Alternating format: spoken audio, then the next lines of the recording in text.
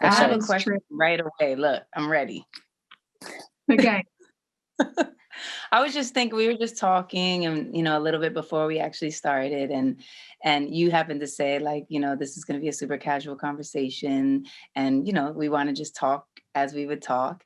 And I was just thinking how it's highly likely that, Amanda, you are now in the room with so many people who have watched or seen or been inspired by, or have a love for and admiration for, whatever the case might be.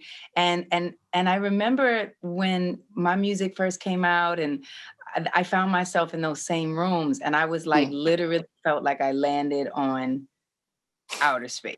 I was like, what is this, and where am I, and how did I get here? How has that been feeling for you? And do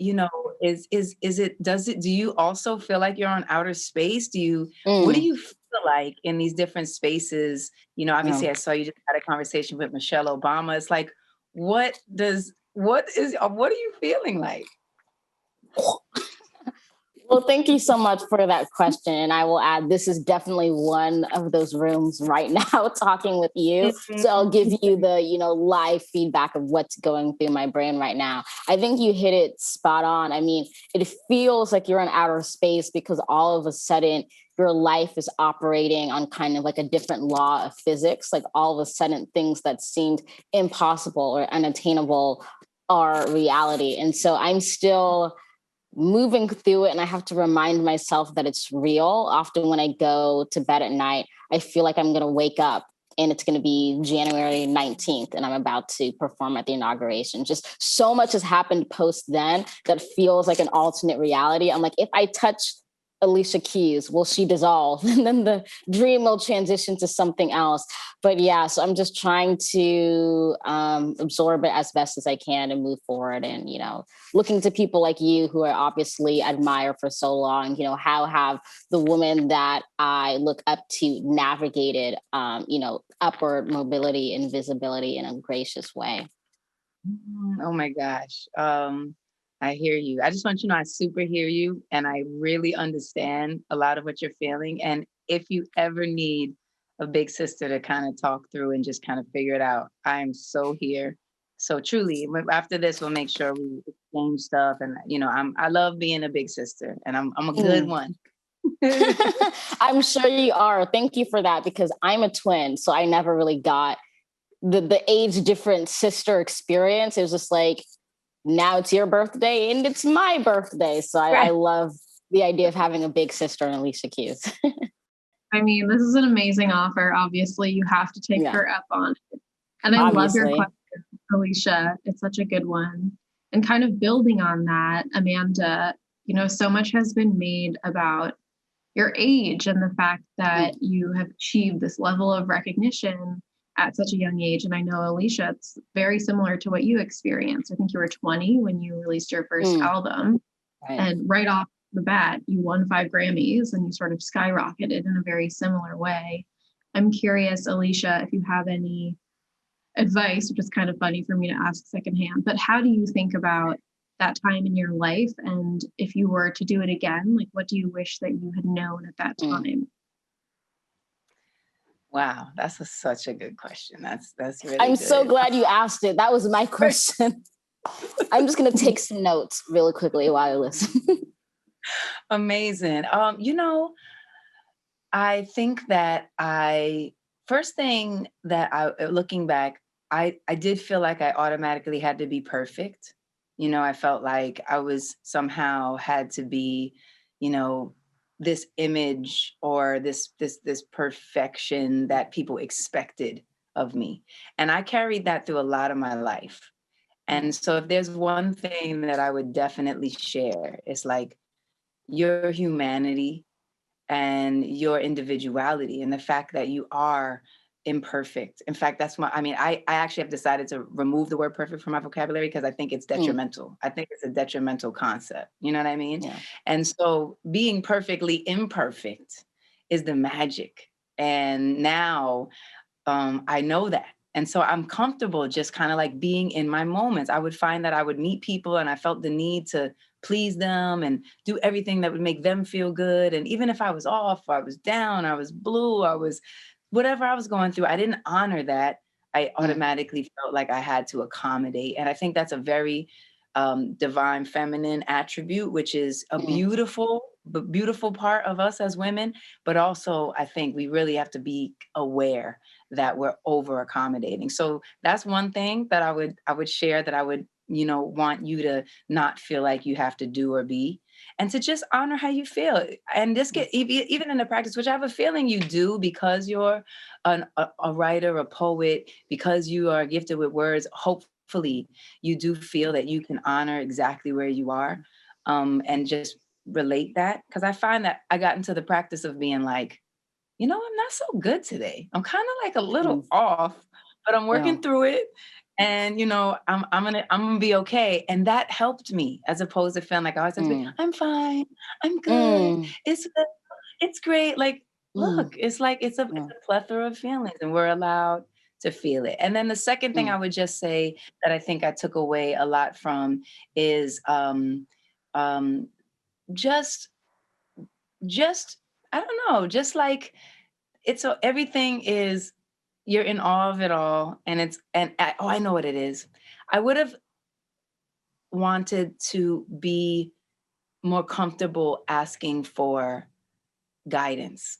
I felt like I had to suddenly know everything and be good at it. And I didn't feel comfortable asking people like, whoa, what was your experience? Or like, man, I'm feeling this. How do I deal with that? And so therefore I think I missed out on some relationships that really could have helped me not feel so lonely, or not feel so kind of in outer space all by myself. And so that would be another thing. Those are my two things that I feel like I would pass off. Oh, those are gold.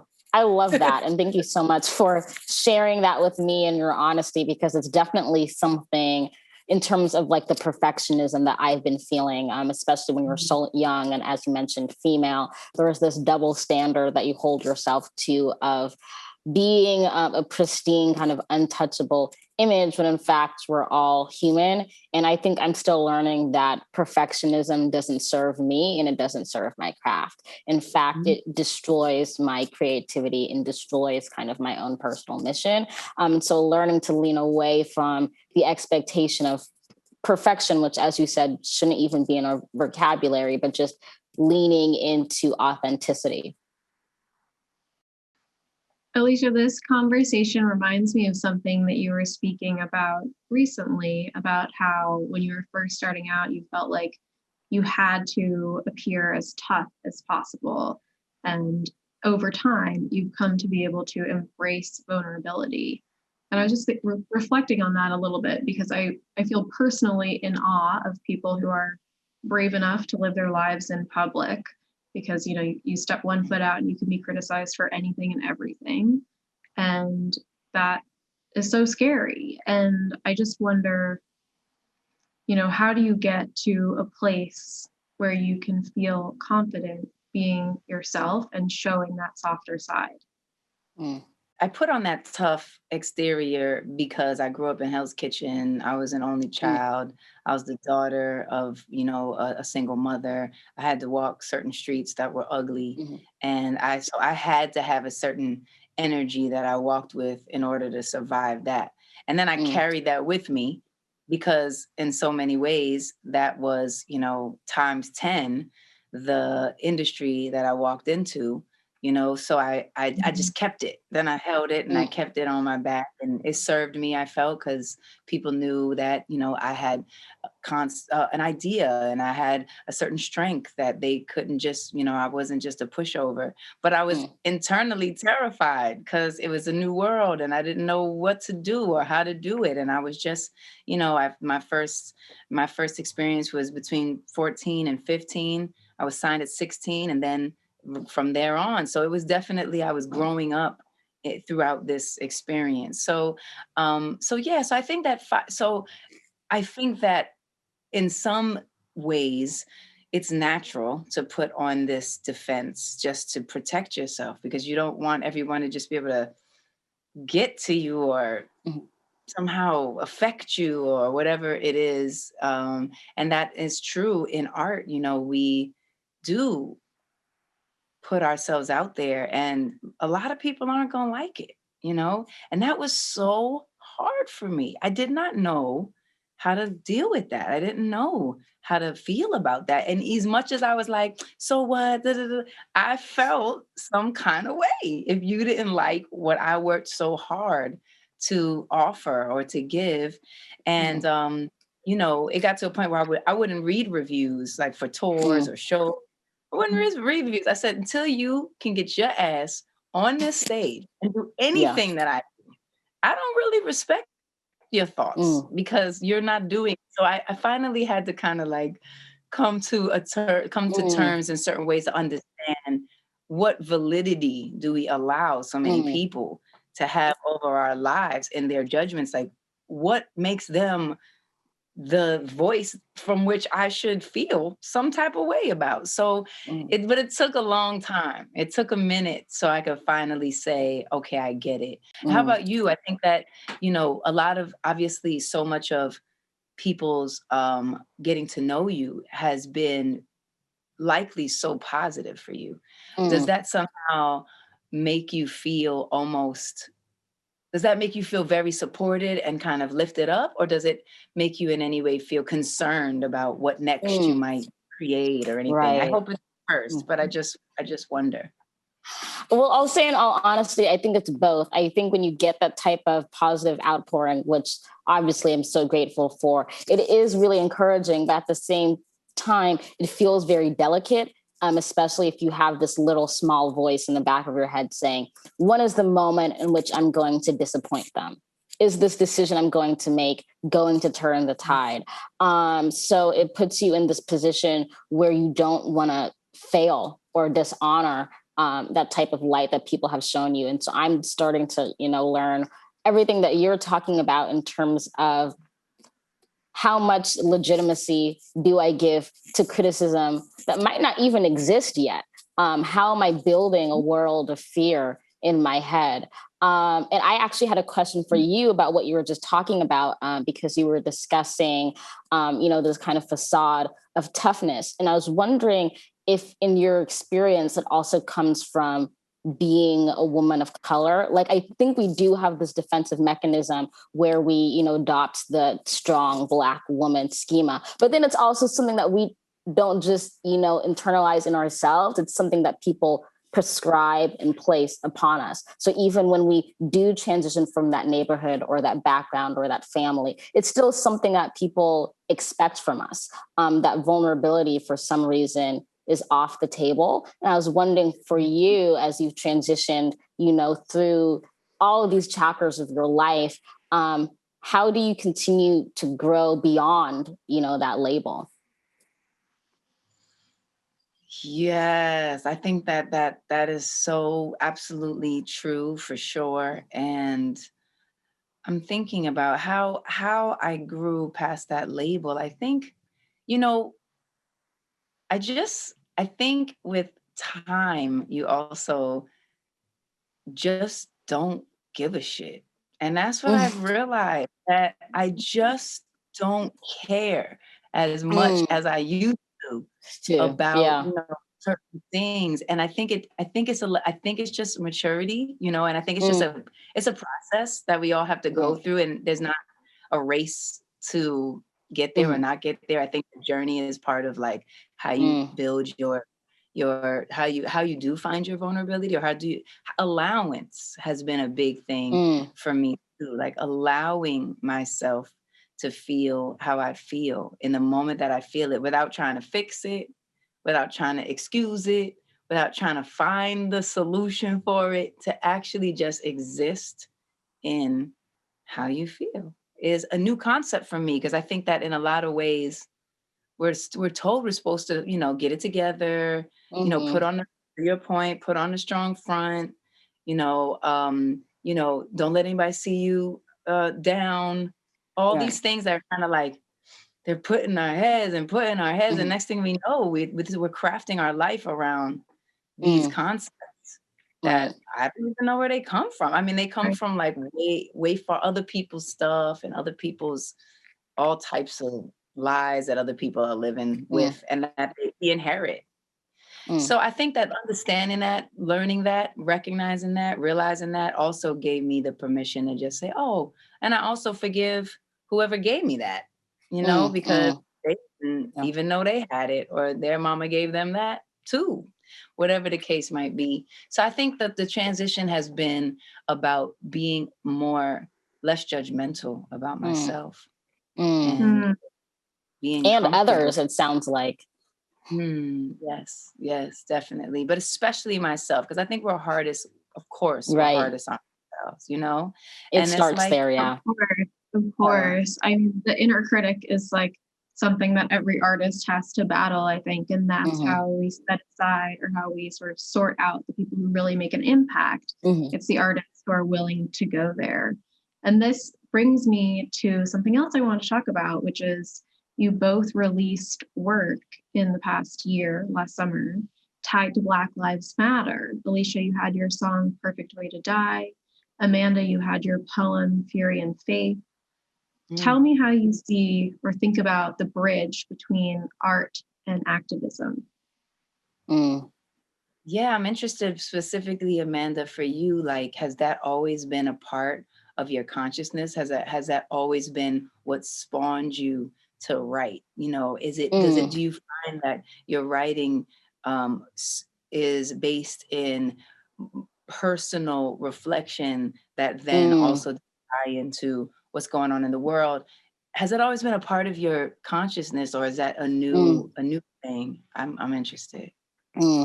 That's a really great question. I'm trying to like break it down into many layers and like summarize it as succinctly as I can. And I think the way I would put it is, you know, I first fell in love with writing for the love of writing. I think when I arrived at that art form, it was for that kind of quintessential ontological pleasure that comes from writing, whether that be about a tree, whether that be about Black Lives Matter. But it was as I continued to grow up and develop a deeper socio-political understanding of activism that I began to realize that this thing that I loved for the sake of loving in itself could be my own weapon, in itself could start a movement. And so I think it was that voyage and that journey of understanding this thing that I feel a calling towards has a power beyond myself.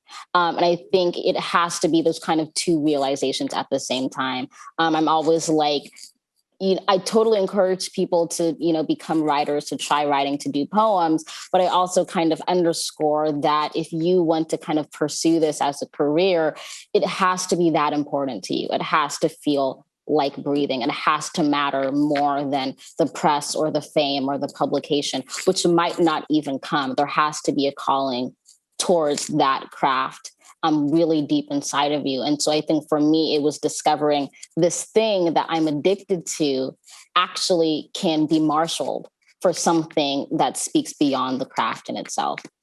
That's so But that happened cool. very early on. I think because I grew up in a very kind of politically minded, vocal household. And so those conversations were always happening. It was more so like uniting two dimensions of myself that already existed rather than creating suddenly a new political identity. Absolutely. That makes perfect sense. I could see that. I could see that completely. And even the love of words, has that always been something that's been given to you? Do you remember being introduced to reading and words and just even poetry very young? How did you fall in love with words? I was, ever since I think I could pick up a pen, I was pretty much writing.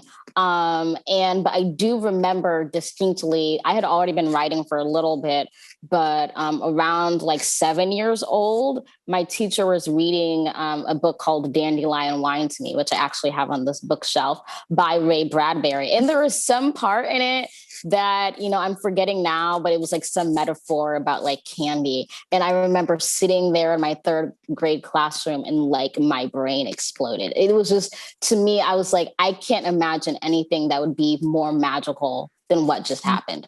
I can't imagine anything more addictive than what I just experienced. And it was just underscoring for me that this thing that I've been doing in private, this thing that I've been, you know, playing with in this intimate way is actually the thing I want to do for the rest of my life. And so I'm pretty lucky that I kind of came across my calling pretty young. You know, I was 7. I was like, I'm set.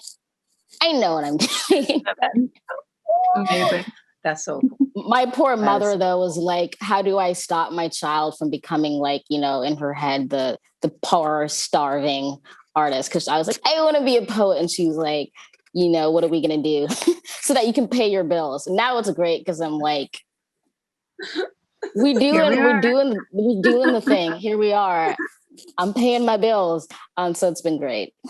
So good. So good. Yeah. And I think, you know, for me, it actually was interesting because when you asked about Perfect Way to Die, I actually I wasn't ever very good at writing songs that related to issues that were happening currently. I remember the first time one of my first organizations that I was a part of and founded is called Keep a Child Alive. And the first time that I visited it in Africa was stunning and unbelievable. And I met so many people who had such really rich, powerful, incredible stories from the whole spectrum. And I just knew I was going to come back and write like everything that I could have possibly written and took in.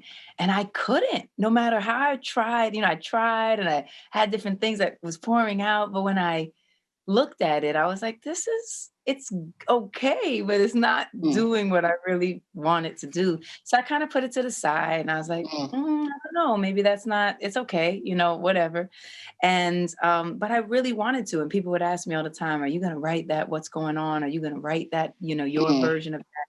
And I was like, I hope to, I want to. And so I kind of find that more recently have I started to understand how to bring that forth and also to collaborate with some really brilliant minds that allow that fruition to find its way in a really understandable way, which I think has been so beautiful. And so with Perfect Way to Die, I actually thought that it was going to be on the next project that I'm currently working on now. I pretty much knew it belonged there. And when everything started happening and our world started changing, and I started to just listen to the music, and I started to allow it to lead me, and just be like, where do you want me to go? And it was the first time that I did that. Every other time I kind of said, here's where I want to go, and here's what I want to do, and what I'm hoping to create. But this time I just was like, well, where do you want me to go?